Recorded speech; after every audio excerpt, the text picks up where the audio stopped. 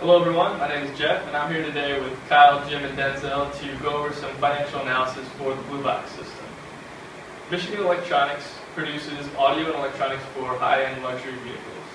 The company has been working to combine smartphone and GPS technology into a whole vehicle entertainment and information system.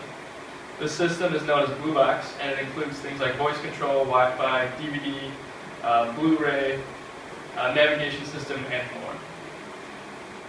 Our recommendation for Michigan Electronics is to invest in the BluBoxx system for several reasons that we're going to go over throughout the presentation.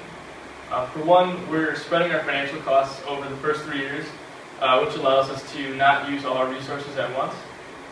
This also allows us to cut tax costs. And secondly, over the course of 8 years, our gross margin will be increasing because we adjusted prices for inflation, and our yearly variable cost drops after the third year due to economy of scale. Now, Kyle's going to go over the financials a little bit more in depth. So when we're talking about we're going to spread our investment over 3 years, we have basically our first year, we're going to invest in we're going to have our initial investment. Now, year one is going to be 60% of the other half of that $16 million. That's going to be spent on ramping up production. Now, the last 40% is going to be ramping up operations in the second year total. Now, this gives us an advantage of spreading out our financial costs because the present value of the money in year 2 and 1 is less than what it is in year 0, so we're going to save some money that way, about $1 million. Now when we go to yearly sales, we have 3 sales growth models we decided to go with. First one's baseline. These are the numbers Jane felt we're comfortable with being the maximums, and that's average about 21.4% over 48 years. Now this causes the sales growth to double from year 1 to 4 to 4 to 8. Now we feel like that's a little too optimistic. And then they have the recession model, which is in case of a recession that happens, about a 17% increase over each year for 8 years. Now, we decided one was too optimistic, one was too low, so we decided to weight each one. 60% baseline, 40% recession. This hedges our risk for both models. Now, this causes us to have about a 75% increase in sales percentage from year 1 to 4 and 4 to 8.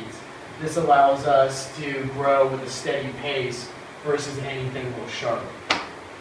Going on, we have our earnings and net present value for sales growth model. Now, the blues are the earnings for each of the models. The cost of the over the 8 years is about $15 million. So what we see here is the recession breaking even, the baseline going above that and beyond, and the weighted succeeding a middle number. Now, the advantage of all this is the recession model shows us our risk lies in sales growth. So as long as we remain constant and consistent with aiming for nice goals, we'll be able to make our most money. Now here's Jim and Denzel to go over the pros and cons. Well, our first con is Matt Pubb. He's our product manager. He's the highest selling GPS system in our company. And he feels as though it's a little risky to join BluBoxx and invest in it. He feels as though Ford is taking up a majority of the sales and profits within that industry. He feels as no company should be able to join because Ford has already done it. And 50% of his financials are pretty off from what our marketing team has made, so we feel as though we're going to look into that a little bit more.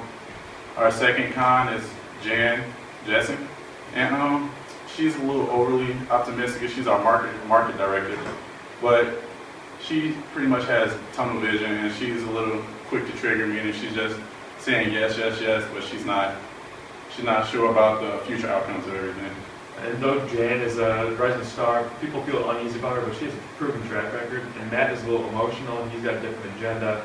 He's part of the GPS system that's going to be outsourced if this is adopted. Additionally, we have unhappy shareholders. Their required return is 20%. It's a little over-optimistic. We're currently seeing about 16.75% earnings, which means our earnings report will be good, stock prices go up, and everyone's going to be happy. Then a third con is with the gadgets and mechanisms. We're not sure if we'll be able to use them more. This goes back to Ford. You know, they've proven a successful model with the middle class, and this is uneasy. Tesla has proven this with the luxury class, and the cutting edge technology is going to be the future. It syncs with your iPod and smartphone. It's easy to adapt to. And close ties with industry might make people uneasy because we're overly optimistic. But with our $6 million in R&D in the past 2 years, we feel that they've done a good job hedging this risk.